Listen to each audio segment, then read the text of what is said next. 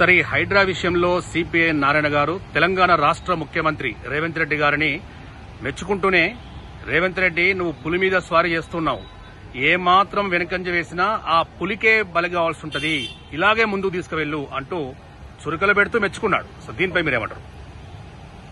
నారాయణ గారు చెప్పింది 100% రైట్ అండి. ఎందుకు అంటే ఈ విషయంలో చాలా పెద్ద పెద్ద తలకాయలు ఉన్నాయనేటువంటిది తప్పకుండా రేవంత్ రెడ్డి గారికి కూడా తెలుసు. పులి మీద స్వారీ చేస్తున్నాననేది కూడా తెలుసు. మరి అలాంటి పులితో యుద్ధానికి బయలుదేరిండు అనంటే అంత అలర్ట్ గా లేకుండా ముఖ్యమంత్రి గారు ఉండరు కదండి. డెఫినెట్ గా ఉంటారు. ఒక్క ముఖ్యమంత్రి గారు కాదు, ఎవరైనా సరే అడవికి పోతున్నాం, యుద్ధానికి పోతున్నాం అంటే కత్తి మర్చిపోయిపోతారా అండి? పోరు కదా. ఖచ్చితంగా దానికి సంబంధించినటువంటి అన్ని బొర్రలో పెట్టుకునే బయలుదేరి ఉంటారు ముఖ్యమంత్రి గారు. అంత ఈజీగా ఆషామాషిగా ఆ విధంగా అనరు. పులి మీద స్వారీ చేస్తున్నాం కాబట్టి ఆ పులి ఎక్కడ వెను తిరగ మనను కాటేయకుండా, మన మీద ఎదురు తిరగకుండా ఉండడానికి అన్ని కూడా ఆయుధాలు సమకూర్చుకునే ఉంటారు. ఏంటి ఏమన్నా ఉండేదంటే వాళ్ళకు సంబంధించిన వాళ్ళు, రాజకీయ నాయకులు, పలుకోడి వాళ్ళు ఏమైనా చేస్తారు అని చెప్పేశారు. అంతకంటే ఎక్కువ ఏం చేయరు కదండి మనిషిని. కానీ ఒక ప్రజలకు ఉపయోగపడేది, ప్రజల కోసం చేసేటువంటి పరిపాలకుడు ముఖ్యమంత్రి గారు ఉండాల్సినటువంటి బాధ్యత ఉంది. ఇది నిజంగా కూడా చాలా హర్షించదగ్గ విషయము. పులి మీద స్వారీ చేయడం అనేటువంటి ఈ నిర్ణయం తీసుకోవడం అనేటువంటిదే చాలా గొప్ప విషయము. అండ్ ఆల్సో డేరింగ్ విషయం కూడా, చాలా డేరింగ్ విషయము. మరి అలాంటి డేర్ తో కూడుకున్నటువంటి పని చేస్తున్నారు రేవంత్ రెడ్డి గారు. నిజంగా కూడా హ్యాట్స్ ఆఫ్. ఎందుకంటే ప్రభుత్వ భూములకు నేను ఒకటే చెప్తున్నాను, మీరు తీసుకున్నటువంటి నిర్ణయం వెనుక ఈ ప్రజలందరూ ఉన్నారు.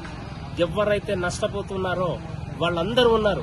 ఒక్క నాయకులు వీళ్ళు కొంతమంది ఏం చేయరు. వాళ్ళ చుట్టూ ఉన్నటువంటి బలగం మిమ్మల్ని ఏమీ చేయలేదు. ప్రజలు మీ పక్షాన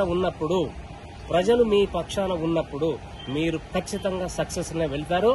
అలాంటి పులులు ఎన్నొచ్చినా కూడా మీరు చాకచక్యంగా వాటిని ఎదిరిస్తారని. సరే, ఇప్పుడు హరీష్ గారు మాట్లాడుతూ ప్రజల యొక్క సమస్యలు ఎన్నో ఉన్నాయి, ఆ సమస్యలు తప్పుదోవ పట్టించడానికే ఈ హైడ్రా అనే పేరుతో ముందుకు వెళ్తున్నారు. మా గవర్నమెంట్ లో అన్ని పర్మిషన్ల తోటే మేము ముందుకు వెళ్ళాం తప్ప ఎవరికి కూడా మేము ఇది చేయలేదని చెప్పి హరీష్ రావు అంటున్నారు. సార్ 100 అంటారండి, అనేవాళ్ళు 100 అంటారు. ఒక్క విషయం ఏంటంటే పర్మిషన్ ఉన్న తర్వాత మిమ్మల్ని మీకెందుకు ఇబ్బంది అండి? పర్మిషన్ ఉన్న తర్వాత ఎవరిని అనరండి. అంటే ప్రభుత్వ పరంగా రేవంత్ రెడ్డి గారి యొక్క ఆలోచన చెప్పేది ఏంటి అనంటే, పర్మిషన్ ఉండి అన్ని సక్రమ మార్గంలో ఉన్నప్పుడు ఎవరిని టచ్ చేయరు. అలా లేనప్పుడు మాత్రం ఎవరిని వదిలిపెట్టేది లేదు అని చెప్పేసి చెప్పడం జరిగింది. నేను ఇప్పుడు ముఖ్యమంత్రి గారు తీసుకున్నటువంటి నిర్ణయాన్ని నేను ఏకీభవిస్తూ ఉన్నాను. అంత ధైర్యమైనటువంటి నిర్ణయాన్ని నేను ఏకీభవిస్తున్నాను. ఒక ప్రజాకారుడిగానే, ఒక ప్రజల్లో ఒకటిగానే, ఒక పేదలకు ఉపయోగపడేటువంటి పరిస్థితిని, ప్రజలకు ఉపయోగపడే ప్రభుత్వ ఆస్తులు అనంటే ఎవరి అండి? అవి ప్రజలే కదా. మరి ఆ ప్రజల కోసం చేసేవాడు తాను ధైర్యంగా ముందుకొచ్చి ఈ యొక్క స్టెప్ తీసుకున్నాడు. కాబట్టి తప్పకుండా మనందరం సహకరించాల్సినటువంటి అవసరం ఉంది.